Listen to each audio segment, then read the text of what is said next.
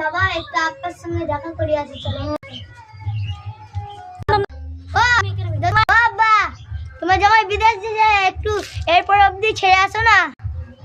বল কি হলো রে বেটি?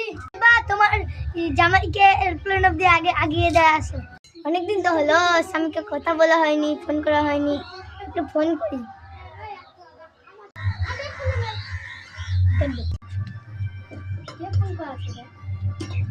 জোরে বলো। হ্যালো কে কে? আমি গো আমি। কিরকম আছো বল। হ্যালো পরে ফোন করছি, এখন কাজের চাপ আছে। কালকে বাড়ি চলে যাবো। যাই বাড়ি যাই। রেডি নেমে আসতে। ওই সরস্বতী বাবা আসছে না বলবি। জামাই চলে আসছে।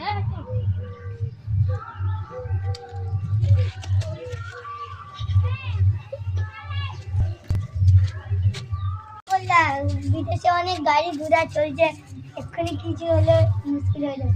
চলো এখন তোমাকে খেতে দিই। আমাদের ভিডিও ভালো লাগলে লাইক করো।